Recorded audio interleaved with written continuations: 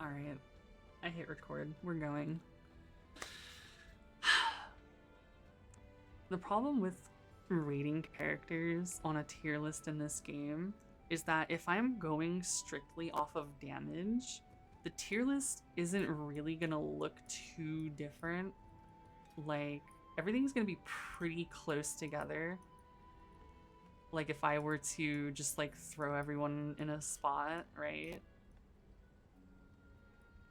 It's not really that far apart. It'd be some dumb shit like that. Can I reset? Alright, reset. Fight the intrusive thoughts to say hi YouTube again. Yeah. Alright.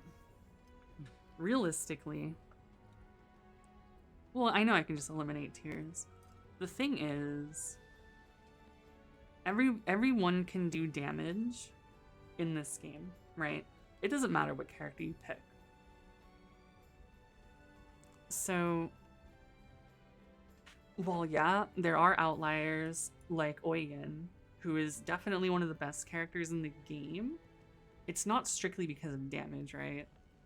So going into this, it's not going to be about damage. It's strictly going to be about the characters, their kit, how useful they are to the party, and so on. About a CPU tier list? I mean, maybe. I could probably just go over that afterwards, right? And just something small. So, realistically, the Omega utility character, fucking Gran and Djeeta, right? MC, they have the most skills in the game. They have access to substitute all with phalanx. Then, I mean, that in itself is already pretty amazing if you hit everyone with Lanx. If you play Granblue, you obviously know phalanx is disgusting, and especially if you pair it with substitute all. That's just like a goated combo, not counting things like slow, defense down, attack down. Literally, MC is goated in terms of utility. They do a little bit less damage just as a whole because they have the freedom to literally be whatever you want them to be. But I think MC is like easily S tier depending on what you need. If all you're looking for is damage, then obviously that doesn't really matter. And they would be like down in A tier for damage. Cag is a hard one, right? Cag does good damage. She's easy to play. Her combo routes allow you to change them depending on what you want, whether you just want a quick combo route, one that does the 360 around her, something that does a billion hits like her combo 3 or her combo 4 just to be hard hitting. But the big thing with Cag, I find, is her buff, right? Currently, we don't really need attack and defense buffers in the game because nothing is really hard enough once you like outpace the level or outpace the power level specifically of something like Proto Baja. You don't really need attack and defense buffers anymore. The thing about Cag though that's unique, as far as I can tell, her buff stacks with other buffs. So if someone, say for instance, has an attack buff, Cag's buff would stack with that. And her buff is unique because I think she's the only character who provides a crit rate buff to the party. And the crit rate buff is about 30% from what I've tested. So a 30% crit rate buff to the party, very strong if some people are still not capping, much like the attack would be. But once more and more people have farmed up their terminus and like have more complete builds, her viability is just going to go down a bit in terms of like overall utility. It's not like she's bad. She's still really good. But the big thing about her is that her buff is just not going to be as useful for a while. When they introduce Fa, her buff is going to go back to being more useful. However, that's where characters like Gran and Djeeta shine because they have the utility to take literally like any skill. So I think she's kind of just a little bit worse in that regard, right? Charlotta. This one's a bit harder, right? She has her invuln, and she just does damage, right? She doesn't really do enough of anything else to warrant like being like top tier. If you just want to literally be a gorilla and just mash while invuln, stand in fucking supernovas, skyfalls, paradise lost, then you can just play Charlotta. You just monkey out. Yeah. There's really not much more to say. Ferry, I feel like currently she is in a similar place to Cag, where she's great at buffing, and she does respectable damage because she has a supplemental buff for herself, but her buffs are plain like attack, defense up, and like regen, right? So you don't really need them currently. They definitely have more value the harder the content, or if people aren't capping, or if you're under geared, or if you're still progressing. But this is the whole point of this tier list, is for like actual endgame, right? So buffer's value kind of goes down like once you're at the point of a completed-ish build, right?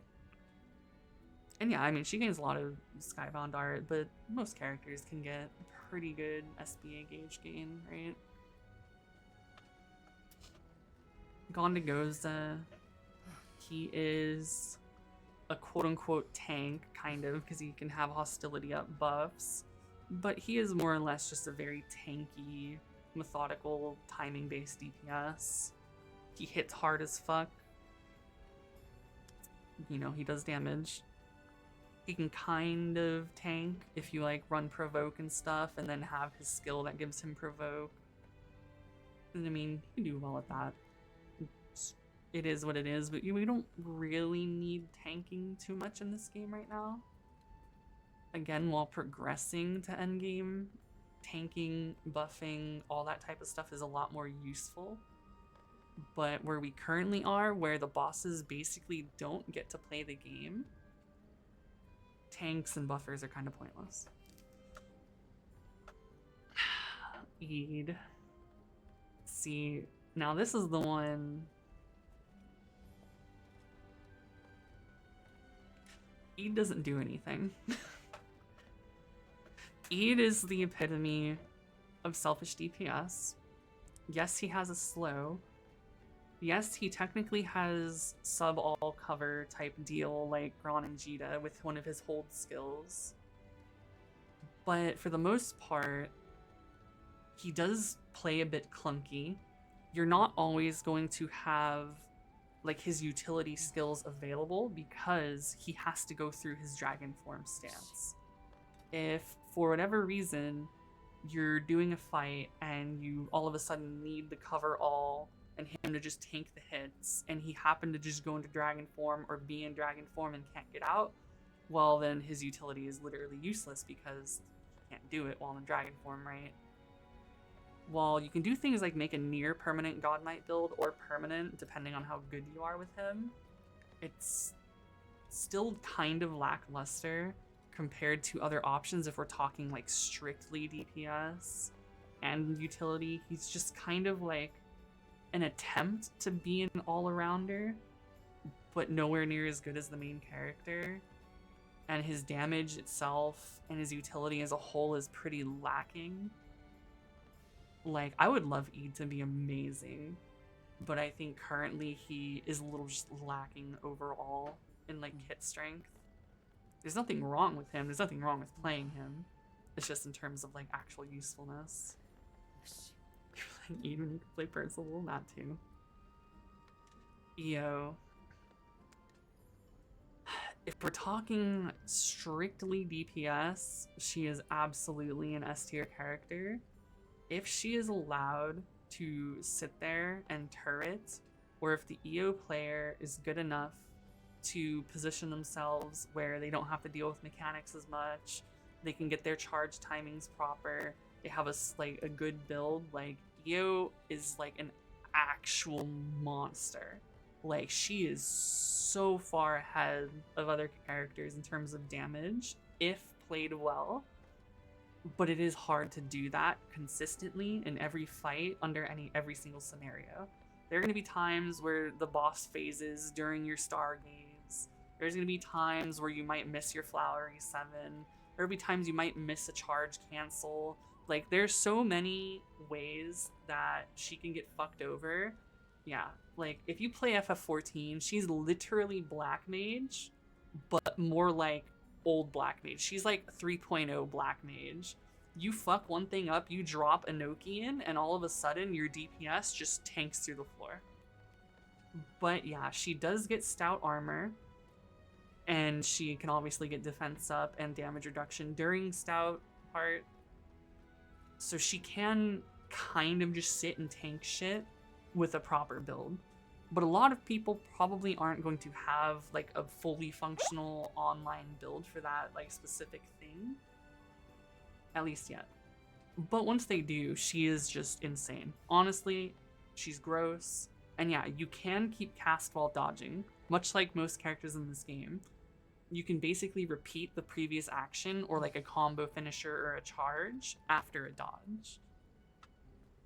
Yeah, she also has Paralyze. She's like, what, one of the 3 characters that has Paralyze? Her, Eugen, and Zeta. Very, very strong. And yeah, like she's just very good. She's just probably one of the harder characters to play, to like get optimal with, right? Katalina, I personally think she's probably the most slept on character in the game. You basically never see Catalinas, and while she isn't really currently needed for her buffs are so insane. Party-wide, Stout Heart plus defense up, party-wide invulnerability. The only other character who can do that is Vane. Well, yes, she can't do it as long as Vane, and yes, it has a requirement of needing Ares. That's not really a problem when it's pretty simple to get Ares to begin with, on top of the fact that she has the skill that allows her to summon Ares instantly, and it's so silly. If you need just the fuck you, I don't want to deal with this shit, you pick Cat. Because unlike Vane, people do not have to stand in your bubble. Cat can provide invulnerability to the whole party no matter how far away they are on the map. Because party buffs are literally map wide. It is absolutely disgusting. It currently really isn't needed. But when Fa comes around, Cat is going to be absolutely so strong. Her DPS is actually really, really, really strong. The problem is she has to maintain Ares. If she cannot maintain Ares, if her uptime on doing so is bad, if the boss jumps away, if the boss goes invuln, if you fuck up your timings, if you don't have skills to continue using Ares, she just loses like all of her damage. And she loses a lot of her utility, which comes from Ares being out for her buffs. So she very much plays high risk, high reward in a sense, because her DPSing is not as straightforward as someone like Charlotta, right? She definitely requires more effort in the DPS department, but her utility is like basically second to none. Invuln, party-wide, too fucking strong. Stout Heart, also too fucking strong. Oh, right. Since we're about to go to Lancelot, I forgot. She has Glaciate. Much like Paralyze, she is one of the only characters in the game who has a status effect that literally stops bosses from doing anything. Her and Lancelot both have Glaciate.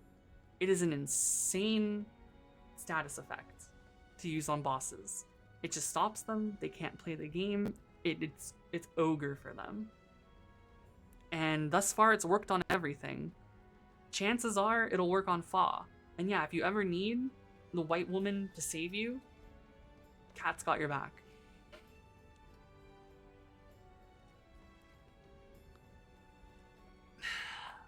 Lancelot, he is one of the characters that benefits the most from like on-hit effects, supplemental damage, drain, cascade, all that type of stuff. He, much like Charlotta, is just a fucking ape. However, instead of having an invulnerability for himself, his strong attack is a dodge. He can dodge in any direction, at any time, at any point in his combo, keep his combo going, as all he has to do is just mash light attack repeatedly over and over and over. He does 1,000,000 damage, and he has Glaciate. He's a selfish DPS that basically doesn't ever have to take damage and provides Glaciate. So that alone pretty much puts him up there. Yeah, Lancelot has never been told no a day in his life. If he wants to play the game, he's playing the game. If he doesn't want you to play the game, you don't get to play the game because he has Glaciate. Yeah, he is a selfish DPS with one of the 2 best CCs in the game. If he didn't have that, he would still probably be up here because he is really good in terms of DPS, but him having Glaciate just pushes him up to the fucking top, like no question. Narmaya. Yeah, I mean, Glaciate is very strong and you can hold it, but you also have to be okay with Mash X gameplay. If you like having Carpal Tunnel, play Lancelot and Charlotta. Narmaya, I feel like she is the epitome of selfish DPS. She does have hostility raising moves. She has a counter that provides a slow if it hits. And slow is pretty valuable, but Eid also provides a slow, and he's still not really up there in my opinion. She is very much a selfish DPS. She does a lot of DPS, right? But that is basically all she does. She's cool. Yeah, why slow when you can stop the boss? Exactly. Slow is a great status effect, but Glaciate and Paralyze exist. Of course, like, none of this really matters because you can kind of just play any character you want. It's like, just play who you like. If you fucking love Eid, just play Eid, dude. It's fine. This is just a silly little thing. But yeah, I mean, Naru, selfish DPS, one of the best users of on-hit, much like Lance and Charlotta. Just shits out damage, has utility to protect herself, mostly. You can attempt to tank, question mark, because she has a hostility up skill, but I wouldn't really recommend it because she's not really built for it, like Ghandagoza and Vaseraga and Vane, right? Slow doesn't last much longer, no. Slow is actually a pretty short length, unfortunately. Percival, easiest S of my life. Percival is very easy to play. Very, very easy. His game plan is so omega simple. He's literally Cag in terms of playstyle, except in melee. And unlike Cag, while he is charging his heavy attack, his Schlot, you can parry and go invulnerable, much like Narmaya, which I didn't cover, but her charge attack and sheath stance, if you time it with an attack, she goes invulnerable and parries, which is good, but that's just a selfish thing. And Percival also has that. Percival, however, can move while charging his attack, and he just does a fuckload of damage. He actually just shits out damage. The big thing about Percy, though, is he has his fucking Gunflame, his fucking, like, Rotor Whibble, whatever it is called in this game. the German names. This singular skill right here, when you pop this during link time, especially if you have either his buff up or supplemental damage sigils, each hit of this counts towards extending link time. This is insane. Percival alone can make your link time feel like it lasts 20 seconds. It probably almost does with Percival. He is absolutely disgusting in link time. He's so strong.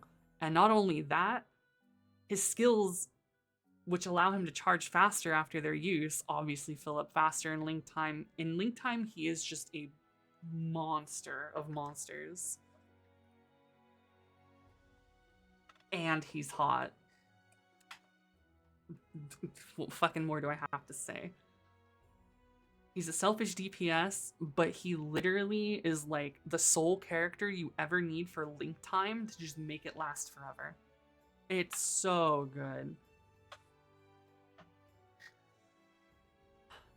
Rackam. So Rackam isn't bad.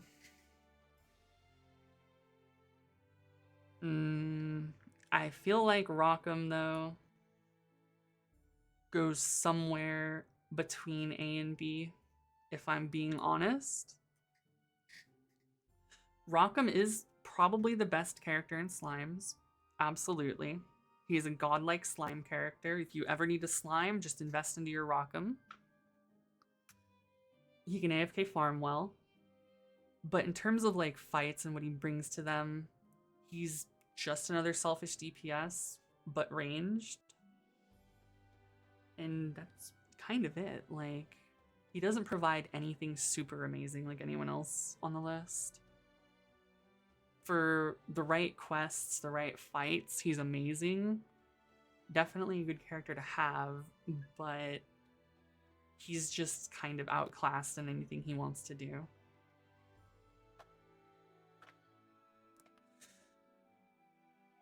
I mean, yeah, if you like his gameplay, like timing his burst shots, like, fucking play him, dude.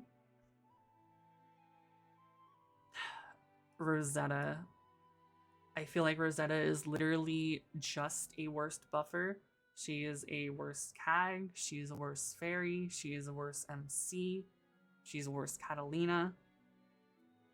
She doesn't do great damage, at least comparatively. Like, realistically, within these tiers, the damage difference between characters is not that much. But her buffs are reliant on her roses, which means you need to be in the range of them. Her roses deplete and disappear when there's not an enemy around. It takes a while, so it's not really too much of an issue. Her skills are pretty lackluster. Like, she doesn't have any real godlike party buff or anything. All of her buffing power comes from her rose combos. And even then, the timer on her buffs is so short that if you're just not constantly rotating combo buffs, like, they're all just gonna fall off. You just can't upkeep all of them. And her value in that is just kind of eh. And yeah, it's attack, defense, regen, and then her fourth combo makes her roses attack, like, alongside of her. Which is fine, but like, she just doesn't do anything amazing. She doesn't do anything that other characters also provide, but in better ways. Like, other characters like Ferry will also provide the attack, the defense, the regen, but it's party-wide. Oh, well, that's not party-wide. It's a big circle around her. My bad. Cag, party-wide buffer. Cat, party-wide buffer. You know, it's just eh. And like, if you want attack defense, you have MC, Gran or Djeeta. Rage, for whatever reason, if you want those, also party-wide. So like, all the stuff she does is just outclassed kind of by everyone. And her damage also isn't too amazing. She's pretty good early game when you don't have a lot of buffing moves, because her buffing moves are built into her attacks. and you don't need a bunch of skills or mastery investment to use them. But as you get higher, it just kind of falls off. Especially once you're capping damage and you don't need attack ups, and you don't really need regens because you're either dead or alive in endgame. You're either at 100% HP or you're dead, generally. And if you're not dead, you're potting up to full immediately. Seigfried. He's a little harder. I think for hard fights, he will be very good. Much like in actual Granblue, the gacha, to an extent. His defense up is like 70% to the party. Very strong. He also provides Veil, which is debuff resistance, and Drain. So on hit, you drain up to 500 HP. Those alone are very, very strong for survivability and will definitely help. I think a big thing that might be needed in Fa is going to be Veil, which MC can also provide, which is why MC is up there. So I find it really hard to place him. Like, if I could, he's like right here. He's in the middle.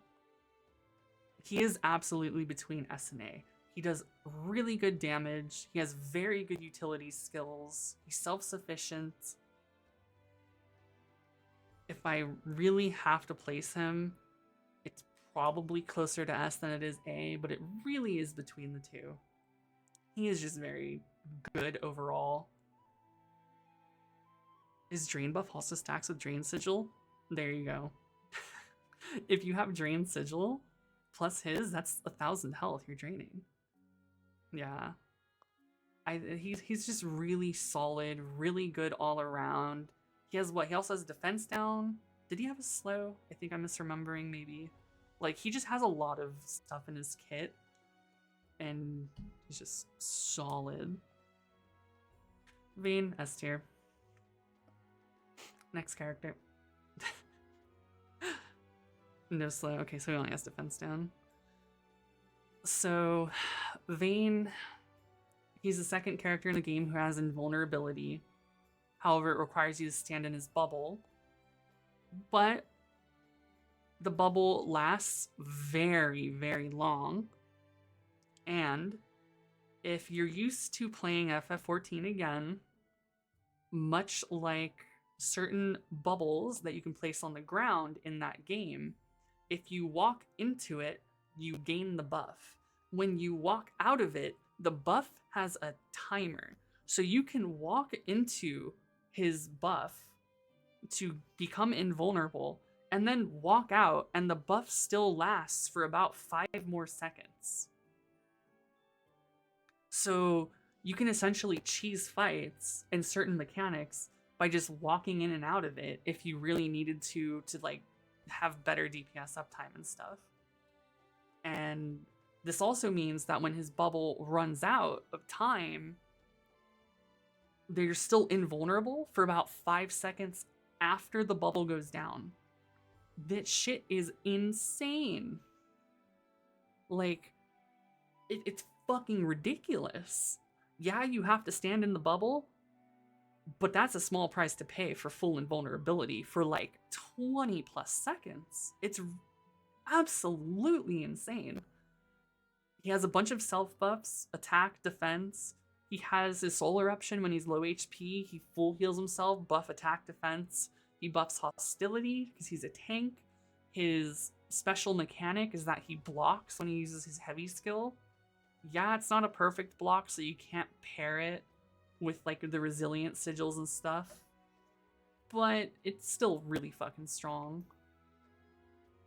If you have his awakening sigils, he gets what, 20% damage cut every time he does a combo finisher, and he gets like stout heart.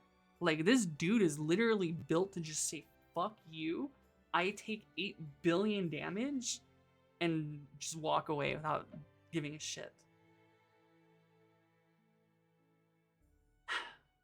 Which, in the same vein, is Vaseraga.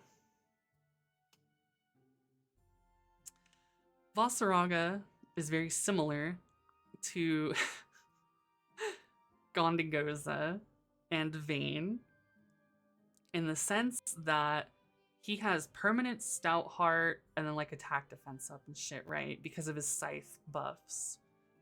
Homeboy literally gets to sit there. He can tank everything. He literally just walks over to you, says, "What up?" He doesn't care, takes no damage, has an undying buff, so he literally cannot die for a period of time. He hits like a truck. If you like Greatsword and Monster Hunter, this motherfucker is just Greatsword. All he does, you just hit, charge, and this dude just fucks your day up. He doesn't take damage. He does a lot of damage, but that's all he fucking does. Yeah, there is no thought behind that mask. That helmet, there's not a single thought. Nothing in their head. The only thing that goes on in their head, charge, attack, charge, attack, right? So, he is good. I think he definitely belongs closer to A than he does B. But I still think he's more like a B tier character. He's strong. He can ignore everything. He just fucks your day up. If that's your shit, then play him. There's nothing wrong with it. But he just doesn't provide as much to the team outside of just me big, me ignore. I can somewhat tank because I have hostility and undying, but it's still not as good as other characters. He's definitely closer to A tier though. I'll definitely order this more once I'm done, right? Yeah, these are out of order. I will order them afterwards, right? Yoda. So he's another character that I want to put between a tier. If anything, I'll probably change the tier list a bit at the end, right? Yeah, I'll change the tier at the end a little bit, right? So that we can have like a more even spread and more accurate representation. Because I'm not using C and D right now because it feels pretty disingenuous to say anyone is that bad.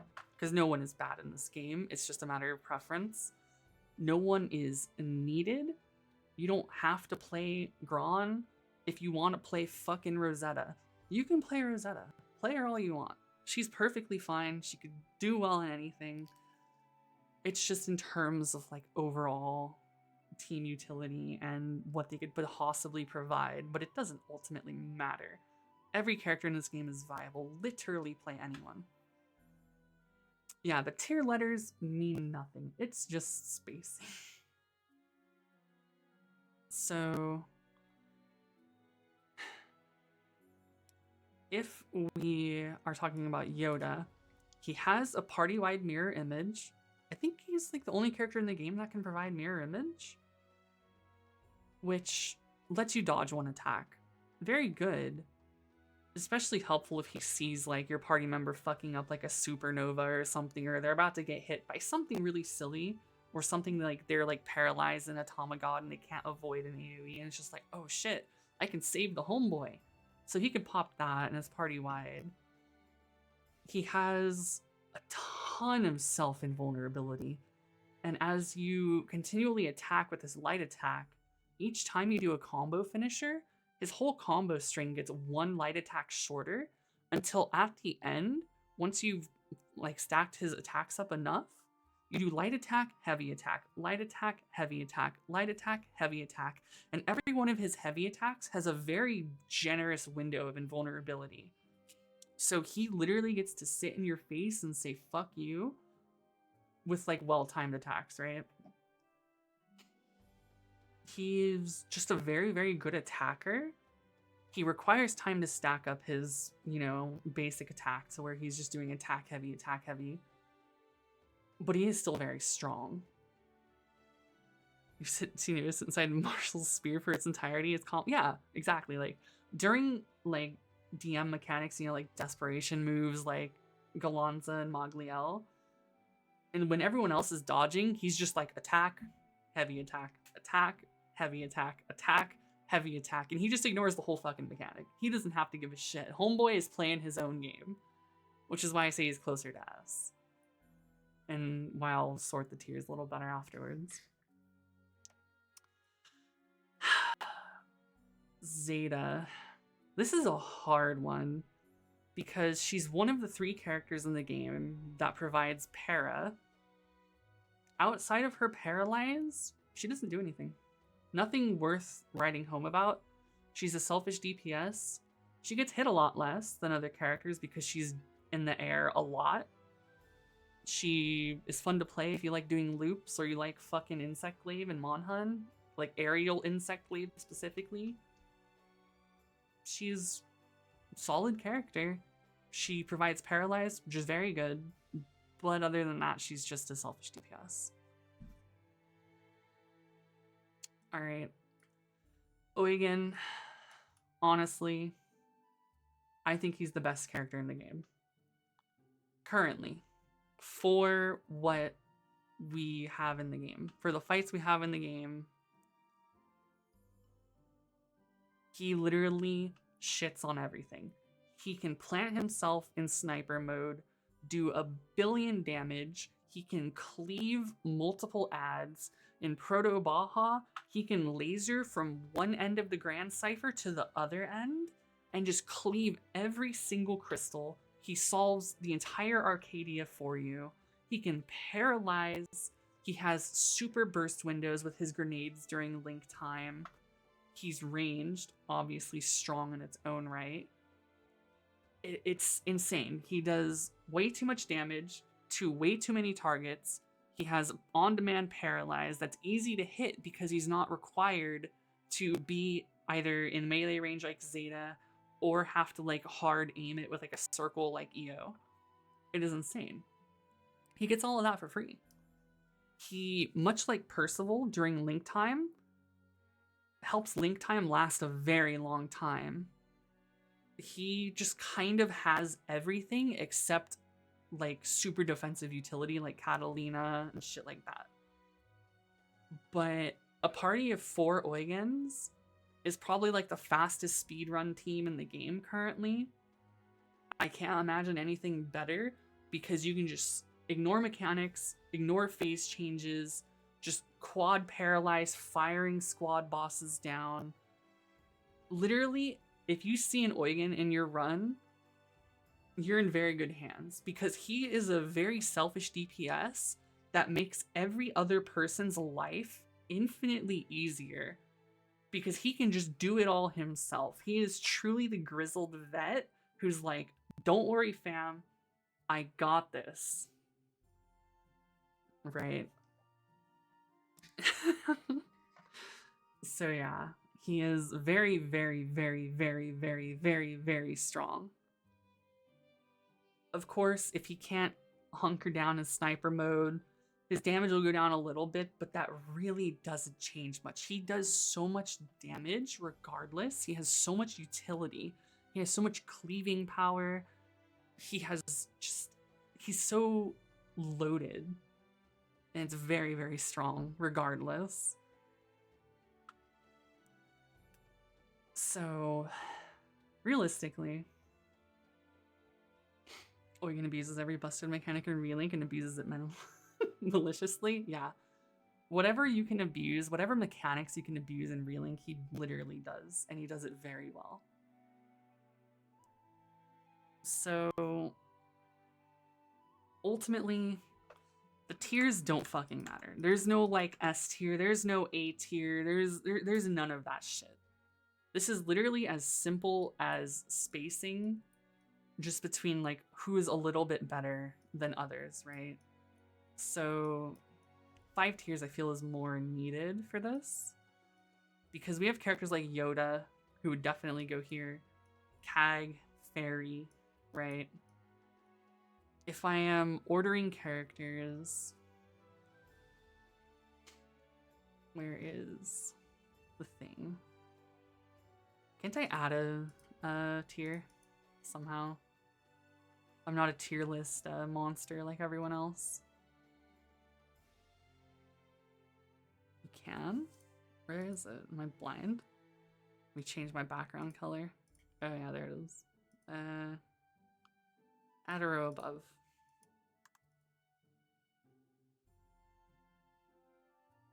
Alright. So this isn't in terms of like I feel like I need this point of all points to be driven home the most. This tier list is not about viability. It's not about how good or bad the character. It's just about how good they are at effectively playing Granblue Relink. It does not matter if you want to play Vaseraga. It does not matter if you want to play Eugen. Pick who you want to play. They all do perfectly fine at endgame. There is no character that is bad. There is no character that you don't want to see in your party. None of that. This is just what they essentially do and like play Relink. Like how they play Relink. Like Eugen abuses so many mechanics. He can solve everything on his own. He just does it all, right? It's just not... Just don't think it's like a fucking damage tier list. It's not a tier list in that sense. It is just who does a lot and who doesn't do as much.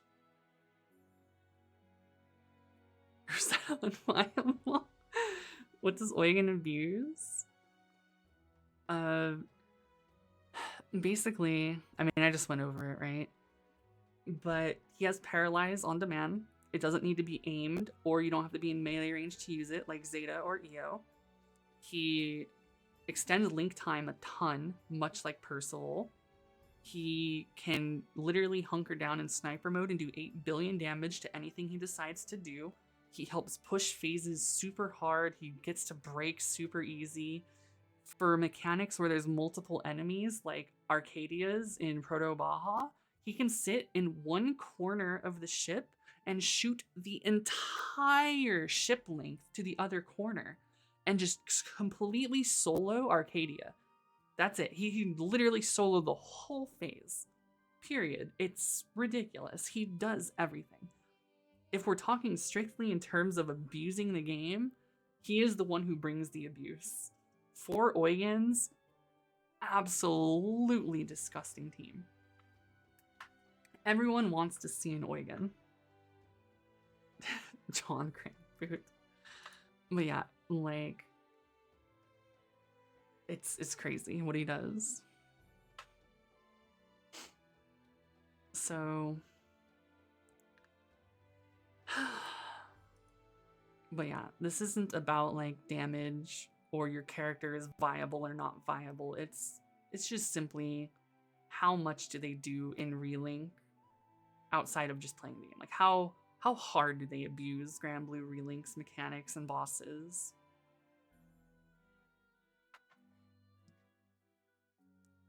Any tips for an enemy build for a tankier character? Do you think the tips from my video are enough to build off of?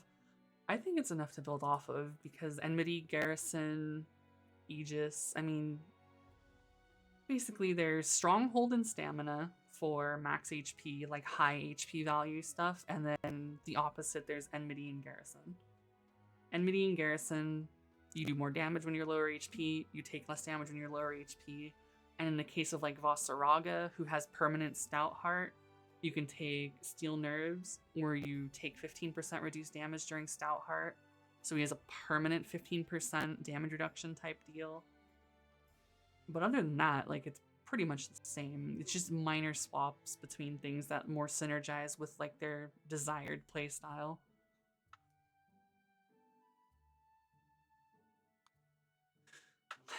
But yeah, Eugen, he is Mr. Swiss Army Knife. He's been through 5 world wars. This man has summoned a primal. He literally is best friends with Leviathan. He has a really hot daughter. Like, this dude, he's been through it all, and he'll carry you through the rest of it if he needs to.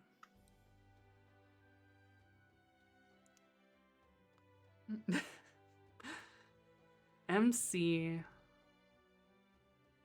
and Vane and Katalina. These 3, in terms of total party utility, are absolutely insane. So these are like the Giga Chads. MC has access to pretty much every ability in the game. They have access to the coveted Phalanx, White Boy Phalanx. For those who are uninitiated in Granblue itself, there's this tweet. I hate Granblue Fantasy. The blue eternal skin in my high level raid keeps spamming the T-posing anteater sticker at me and yelling phalanx, white boy phalanx. MC is the only character that has phalanx, which is up to a 70% damage reduction for your whole party, assuming they get hit by it. And they have substitute, which takes all the damage from all the other characters in your party, map-wide, and transfers it to them, which allows you to abuse. You can hit lanks on everyone, cover, and you basically take no damage, but you take it for everyone else. And not only does that work that way, you can do this inside of Vane's bubble, which is invulnerability. You can do it with Cat's invulnerability buff up. And when you are invulnerable, when you're just covering people in general, the big thing is the people who are covered, they don't take damage from anything, which is obvious. But by that, like the ground puddles, like the burn puddles, the blight puddles, the glaciate fucking ice shards, none of that interrupts them. None of it makes them stagger. They can literally eat anything the boss does to the face. They will not stagger. It is like having Stout Heart on crack. And then if you pair that with the invuln, MC takes literally 0 damage. Everyone else is invuln and has permanent CC immunity during the duration of the buff, effectively. Which is why MC plus Vane or Cat, or all 3 of them together, is like the literal dream team of, I don't want to have to do anything but beat the shit out of this boss. Because cover, lanks, invulns, slows, defense downs, attack downs, heals, like literally, if you put those 3 in a party, like you're so fucking beyond set. If you have 3 like players who like actually know what they're doing playing those 3, it's disgusting. You put those 3 in Eugen and you have like the best defensive utility team in the game. Yeah, you put Eugen in the 4th slot of that team. It's team, I'm not here to play the game. I'm here to literally beat you into the dirt, ignore everything you do, say no to all your phases because I'm just gonna paralyze you. On top of that, you have Katalina, who has Glaciate, which is effectively a longer paralysis. So it's like, this team does everything. It has every single thing you could ever want out of a whole team, period. Just bar none. Literally the best like 4 characters in the game, right? I think this is all going to be ordered, but you know, just in terms of what they provide, it's gross. So I think the 3 other Dragon Knights are all very powerful in their own right. Percival has his own self-parry and vulnerability. He can move around while charging. He extends link time to insane degrees, higher than Eugen. I'm pretty sure it's higher than what Eugen can do. So he is the link time absolute king. If you want to sit in link time for 30 seconds, play Percival. Bring another Percival. Bring 2 other Percivals. You're going to be in link time forever. Almost. Obviously, there is diminishing returns, but it is very, very strong. And he just shits out damage. How does he extend it exactly? So, oh, I have it right here. So when you hit an enemy with a skill during link time, the link time timer that shows up on the top right, it fills back up based on like the hits you were doing with your skills. So because of this singular skill, when you pair it with either his buff, which gives him supplemental damage, or the supplemental damage sigils, every single hit counts as the skill hitting and just extends link time, and your link time bar is going to look like it's stuck at maximum the entire time for like a good 15-20 seconds until like the diminishing returns kick in and like link time He's like, yo, we gotta end, dog. We literally can't have you lasting this long in link time. Like, he pushes it until the game says no, effectively. Eugen can do something very similar, but Percival is absolutely the best at it. Zeta loops increase time too. Yeah, there you go.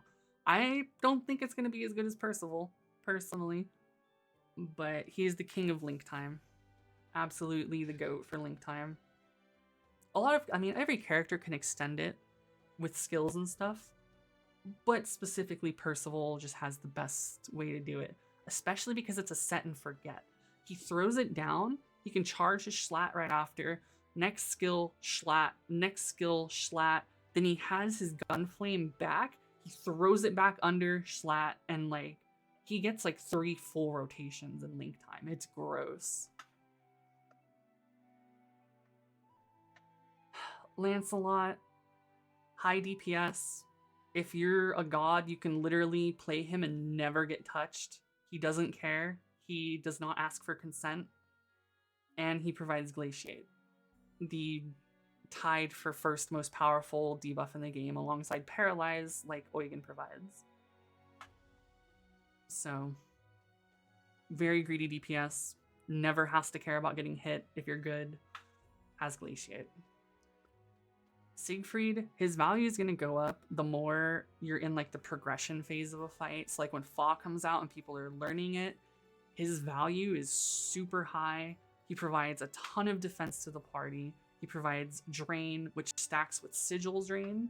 So you can just drain 1,000 per hit off of just for health. He provides Veil, which is pretty limited in terms of who can provide it, which is, you can't get debuffed one time. It's debuff resistance. He does good damage. He can also defense down, much like MC and shit. He just is an all-around very, very solid kit.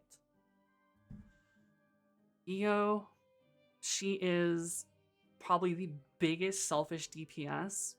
And if you are good with Io, she has Paralyze, which is honestly the reason she's really up here. She has Paralyze, which, as we know, broken. She does an insane amount of damage as long as you are good enough to pilot her in the proper way. She can get a lot of damage reduction through Stout Heart plus Steel Nerves. She can pretty much stand and tank a lot of things if played right. But if you mess up one of her charge timings, you mistime a charge and like you drop it, you don't get the charge for your Stargaze, you don't get the charge for your Flowery 7. She's kind of going to be sitting there for like 70 seconds charging and your DPS is just going to plummet. She's very much a character that gets better the more you're comfortable with the fight, much like a Black Mage in Final Fantasy. She's not really a progression character. She is, I know this fight in and out, and I'm just going to abuse every single instance that I know and blow you up.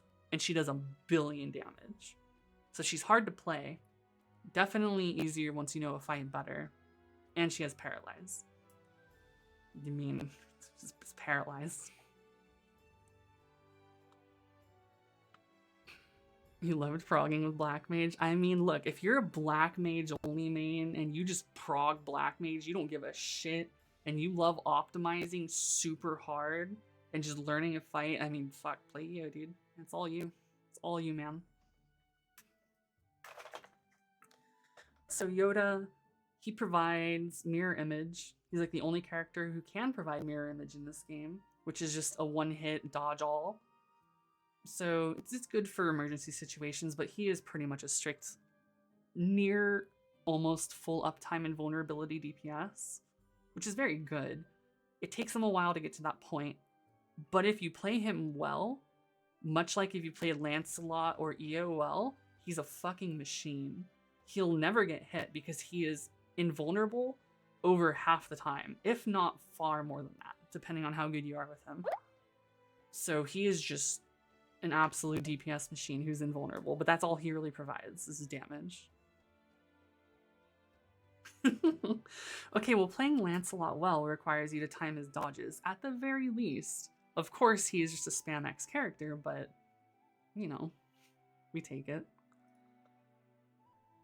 Cag and Ferry, I mean, they're pretty much the same. They're both really good buffers. The problem is that their buffs aren't really needed currently. So, Ferry, she applies a lot. Like, she does a lot of on-hit, obviously, much like, say, Lancelot. So she's great at abusing on-hit stuff. She has good self-buffs. Her pets are, you know, funny little pets. They're cute as shit. But if you don't need a buffer, she's kind of just left out to dry currently. But in the case where you need a buffer, much like with Cag or anyone else who provides just generic attack, defense up, and regen type buffs, like, she'll see more value, right? When you're under-leveled, under-geared, progressing, all those type of things, buffers become a lot more valuable. But this is strictly just like, oh, I have a full complete build where at endgame in Relink, and you know, this is what they essentially bring to the table. Cag, same thing. She has a unique buff that does attack, defense, and crit rate up. I think she's the only character that provides crit rate up to the party, which is very good. It's about 30%. And as far as I know, the attack and defense of her buff stacks with generic attack and defense up. So it's pretty good. It's really good if you need a little extra, you know, oomph, because it stacks with other buffers. But other than that, she's pretty just simple to play. She's not super committal for anything. She can play kind of at a range, but she is more of a melee character who just has a really versatile, like, combo moveset. Yeah. And she has the best line in the game that you can spam to annoy your friends. Or anyone you play with. So, we call it the Cag Tax. Anytime I carry people, I have to give them the Cag Tax. It's the Cag Air Siren.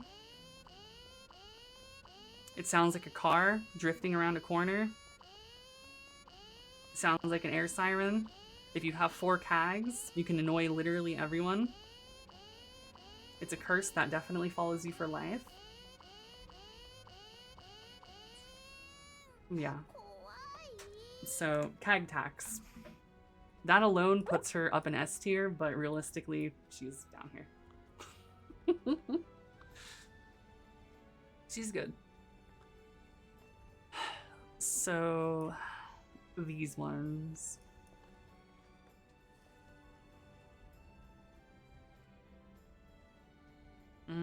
We'll see where I decide to place all these. So yeah, Cag and Ferry are pretty much the same. Yoda, I feel like he's very close to being up here, but he's just a little, like, he doesn't provide enough, right?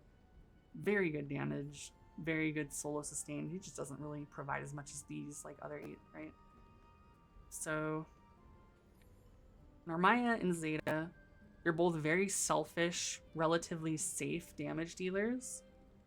Narmaya takes a bit more, like, getting used to because she has her stances and she has, like, a lot of little intricate mechanics she can actually do with them, which I don't really want to go into completely just in a random, you know, video like this. But it is very good. So she does a lot of damage. She has a counter which provides slow on hit. Slow is very good. It's not as good as Glaciate and Paralyze, but it is still good. She can half tank because she has a hostility up buff, but she's still super squishy and I wouldn't really recommend it personally. She is just a very strong, greedy DPS at the end of the day. She's fun. She's a bit more complex to play in terms of her rotation. So if that's what you're into, then that's what she's good at. Zeta, she does have a Paralyze. She's like the 3rd character in the game who has it. It's very good, but it requires her to be not only in melee range, but it takes doing a 3-hit, like, string of her skill to hit the Paralyze, which takes her a while to do it. It's less on demand than Eugen. It's less on demand than EO. So it's a bit harder to use and requires a bit more fight knowledge and, like, pre-planning on when you want the para. Because if you start the para animation for her skill and the boss, like, jumps away after the 2nd hit, before the 3rd hit hits, the para won't matter. It doesn't land, right? So it's a bit harder to land her para, but para is still omega valuable. So she definitely relies on you knowing what the boss is going to do and like essentially pre-planning the para in a sense. Other than that, her debuff she applies, Arvis Fermare, it's just a selfish DPS buff. She does more damage. She's pretty safe because she's in the air a lot of the time because she's just doing dive loops over and over and over. Unless she needs to reapply Arvis Fermare, which then she can do the Arvis Hammer Crush Down heavy attack from her dives. She has a couple, she has a ranged option with Infinite Wonder. She has a party buff that gives attack, but that's not really that useful anyways. She has her own sup buff, so that's strong, obviously, much like Percival or Katalina or Lancelot. They all have their own supplemental buff. Ferry, very strong to have a sup buff. Yeah, if you play Marvel 3, she's Doctor Doom. Foot dive, foot dive. That's her life. She just dives you the whole time, which makes her safer because, like I said, you're not going to be on the ground and get hit from a shitload of AoEs. But yeah, she does have a counter parry, much like Narmaya. So if you're into counter characters, as well as her heavy attack is actually only a counter unless you're doing dive bomb loops. So she has a counter inbuilt to her kit normally that doesn't require a use of a cooldown. So if you want to play a parry character, by all means. So I would say Rackam. Rackam is very good depending on the fight. He is absolutely the god of sliming and just doing range DPS. He does a lot. If anything, I'm considering just moving him up, honestly. He doesn't really provide much utility. He's very selfish range DPS, but he's still very good at it. And if you ever need a slime character, just pick Rackam. He does require a bit of timing because you do have to time his 4-shot burst. He uses supplemental damage and on-hit effects very well because with his double tap, his autos do extra hits. He's just very, very good at damage. And yeah, I feel like Zeta, much like Naru and Rackam, they could potentially go up a bit, but they do require some level of player skill to pilot well. A bit of forethought, understanding of the character. They're definitely harder to play than those at the top of the list. They're harder to play, they don't provide as much. They are very rewarding in their own right. But it's just they don't really do much other than just provide an interesting and rewarding gameplay loop for themselves, right? So I think they're perfectly fine here. Charlotta and Ghandagoza, they're both just apes, much like Vaseraga. They are very ape heavy. They have lots of either invuln, stout heart, super defenses. They just don't care what you are doing. If you want to just play in the face of an enemy and just say, hi, you do no damage, I'm going to hit you now. These are the 3 characters that essentially do that. Charlotta has an invulnerability. Ghandagoza is insanely tanky and gets stout heart.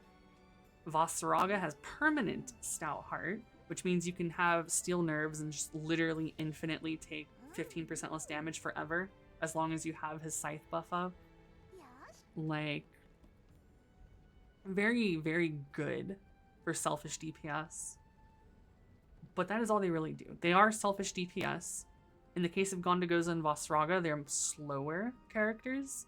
Ghandagoza requires timing his punches, and then he has to charge up his heavy attack to actually launch it. In Vaseraga, he's pretty much just Greatsword from Monster Hunter. If you want to sit there, charge, release, he unga. You don't have to think because he is basically unkillable and literally has an unkillable button. Very good. Charlotta is another spam X to win, just like Lancelot, where she can just spam X, right? But she does have an invulnerability. She does have pretty low cooldowns because of one of her awakening on her sigils. Plus, you can run like Cascade and quick cooldown, and she got pretty low cooldowns. But she is pretty much just an ape. She is selfish DPS. She has her own invuln, says fuck you to mechanics, and she just does her own thing, much like the other two. While Ghandagoza and Vaseraga can kind of tank a bit because they have hostility ups and stuff, but they're still just like, they're tanky DPS, and the only real tank I would say this game has is Vane. Oh yeah, oh I forgot that he had sub, yeah. I forgot about that. I was like, I swear someone else had a substitute, but I forgot who. Yeah, so Vaseraga does have a substitute like MC, and if you pair it with Undying, it is effectively MC's cover plus, you know, invulnerability. But, you know, that's all up to the Vaseraga player if they want to play that utility. What is this tiering? Just how well the characters abuse the gameplay as a whole. Yeah. So, I mean, having forgotten about that, like, I want to put him up. I feel like it just depends. Like, that utility alone is up here, but everything else he does, like, outside of that, he doesn't really do anything.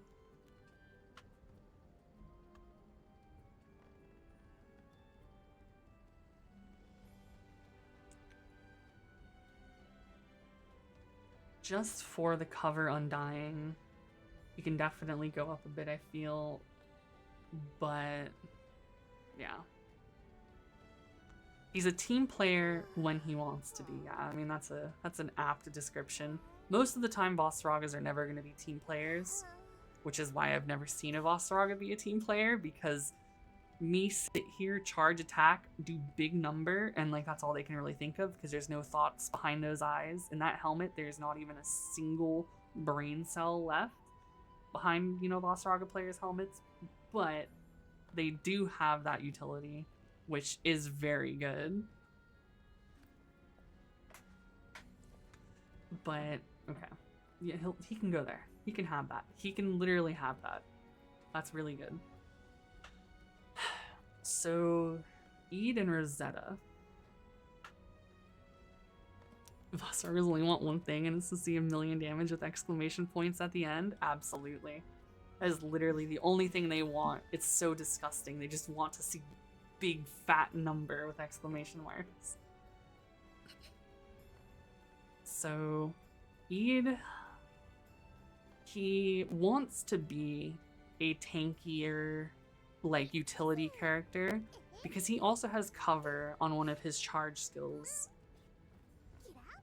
but it's not very good, and it's also not reliable because you essentially need to pre-plan the fight to know when you need to not be in dragon form so that you can actually abuse that.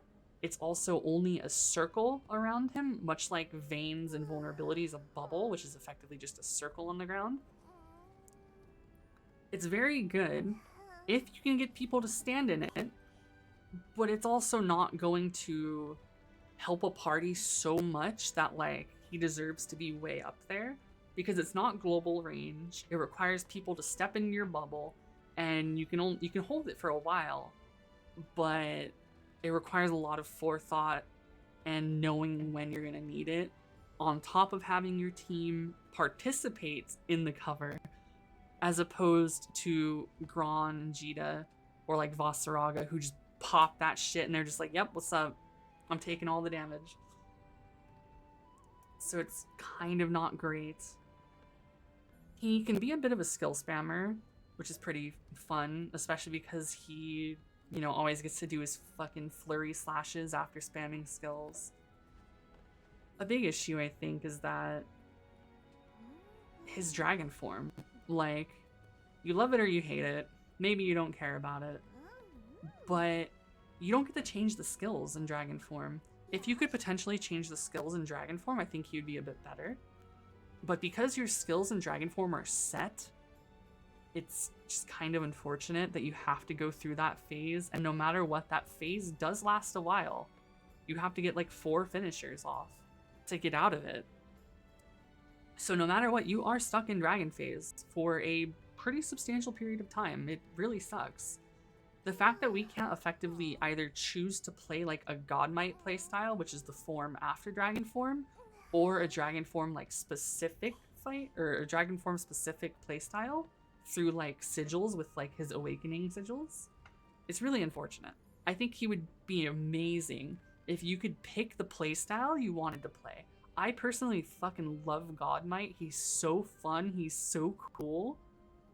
But I just cannot stand having to play Dragon Form on top of not having the customization of his Dragon Form skills and the amount of time I have to be in his Dragon Form to reach Godmite.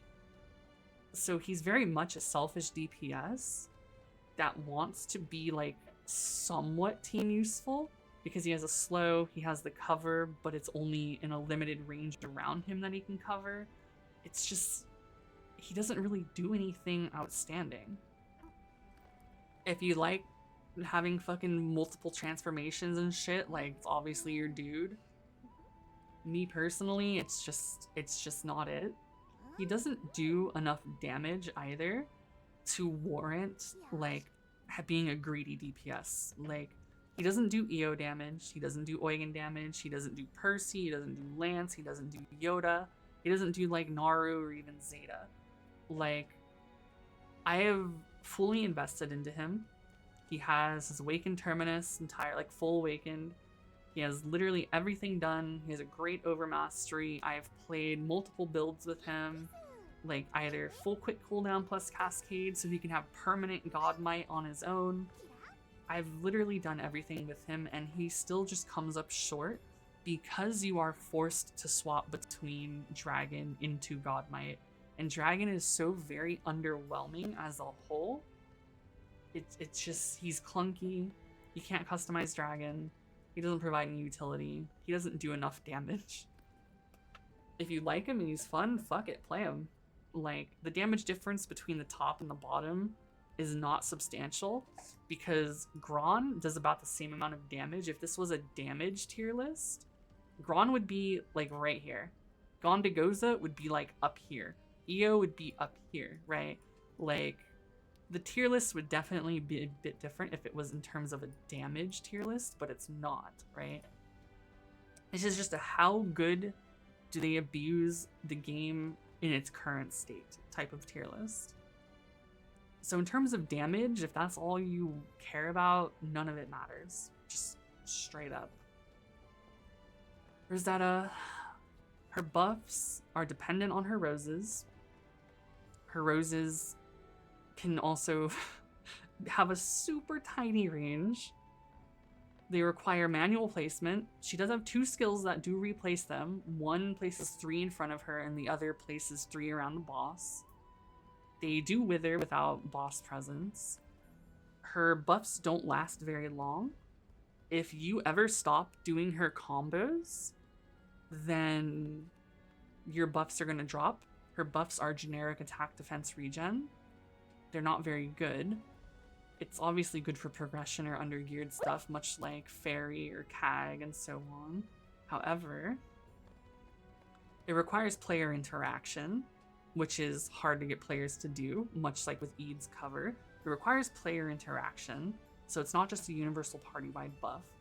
If you ever stop doing combos, your buffs are going to drop, so you need to make sure that you're always doing the right thing at the right time. She doesn't do too much damage.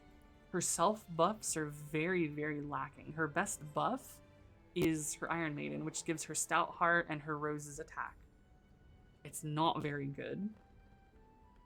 She's pretty lackluster. She does have a heal on one of her Rose Summon skills, but we don't really need healers in the current state of the game. When Potion Hoarder exists, Potion Hoarder, Guts, Auto Revive, Stronghold, Garrison, Aegis, like, we have so much defensive options in this game, like improved dodge, nimble onslaught, nimble defense, or whatever. Like, we have so much stuff that either makes our defensive abilities so powerful in this game that something as simple as a healer isn't really needed because you're either dead or alive for the most part. You're either at 100% HP or you're dead. Yeah. I mean, if they give her like a balance update and give her some really crazy shit, she'd be insane, right? But right now, her buffs aren't really valuable. She doesn't do much. She's a good early game because she's like one of the only buffers and she doesn't rely on skills to buff. But yeah, she just kind of doesn't provide as much as other characters, anywhere near as much. Final tier list question. Most likely to commit tax fraud. The most likely character to commit tax fraud. Cag. Cag would absolutely commit tax fraud in a heartbeat, no questions asked. Ferry would do it on account of her literally being dead and a ghost. So she commits tax fraud just naturally by existing. Cag, however, would do it with intention. Very, very great intention to commit tax fraud for her. So, yeah.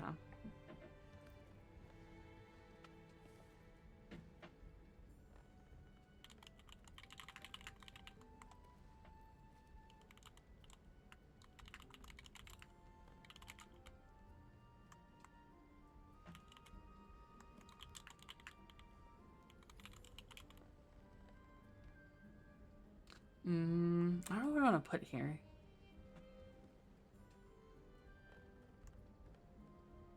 Do primal beasts pay taxes? No. So Rosetta, by that logic, also doesn't pay taxes.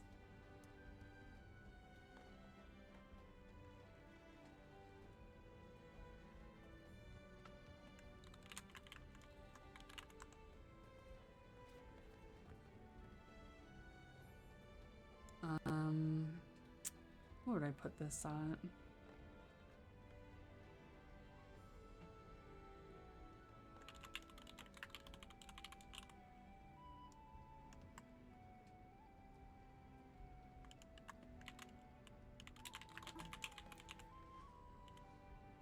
Why is this like have a space? It bothers me.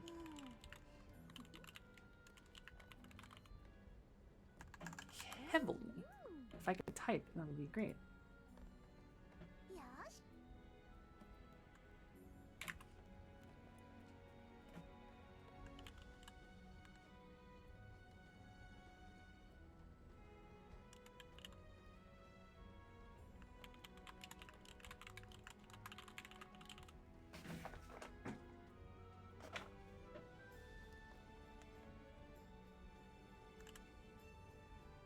Yeah, I know, Jesus. Yeah, I fucked up. Okay.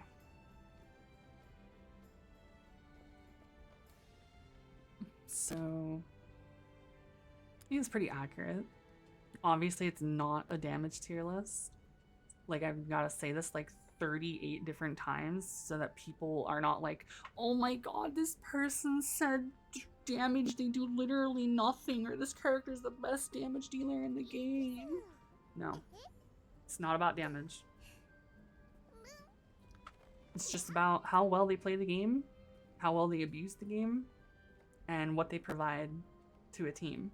Ultimately, none of this matters. If you love Eid, if you love Rosetta, play them. If you love Katalina, play her. If you love Ferry, play her. If you love Rackam, play him. It does not matter who you play. You can play any character in this game. You'll be Omega successful. You can do all the content. There is nothing you cannot do on any character. They are all good characters. Period.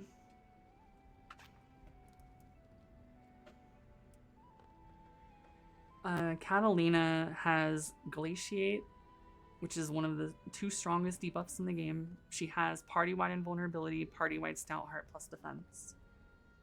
And she does a lot of damage, but it requires, like, player skill to achieve the damage she does. I need to get some water.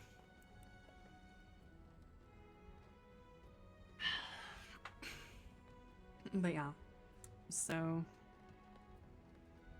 no, I mean, you could play her however you want. This isn't like telling you like how to play them or, you know, that they're better than everyone else. It's just like she has these tools and these tools are very strong should you use them. You don't need to. It's literally up to you. You can play her just fuck Ares, fuck her buffs, just go all damage. Doesn't matter. Literally does not matter. It's just like, oh, do I want to be a super team player? Or do I want to do this or that or this or that, right? Like, obviously you have the freedom to do whatever you want with like your skills and your build. This is just for like an end game perspective. Like, I have done literally everything. I've maxed a lot of characters. I understand their kits pretty well, minus like some characters like Vaseraga, because I have thoughts on like Vaseraga players, so it's kind of hard for me to play him. But yeah, basically play any character you want, play them in any way you want, just understand what they do, what they provide, what they can provide, what they don't need to provide, like what you like about them. Like look, I just like slandering boss players, alright? You dudes sit there, you charge Y, and you're like, I'm gonna ignore this link time because I want to see this big fucking hit. And then you don't get link time when link time's at 100%, when you have a Percival, an Eugen, and like Naru in your team. And you're just like, fuck you guys, slash.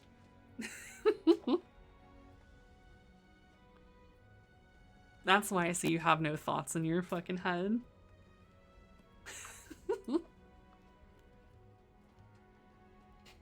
But yeah. But ultimately, literally, if you love Rosetta, play Rosetta. Don't pick like Katalina because you want to provide more than a Rosetta player would. Even if you're like progressing, if you're doing Fall on release when he comes out, whatever it may be, if you want to play Rosetta, play Rosetta. Like, please don't fucking just pick someone because some random ass tier list says they're better. Because it's not about better, it's just about what they do in the game. Literally pick any character you want to play. It does not matter. But yeah. That's basically it. Alright, I'm recording a video for YouTube. Right. Alright, well, YouTube frogs. If you have any questions, you want to see more shit, feel free to come to my stream where I am doing this live, obviously. Chat's right there. Yeah. I mean, literally, come play, come ask questions, fuck around, find out. I don't only stream Granblue Relink. I am a variety streamer.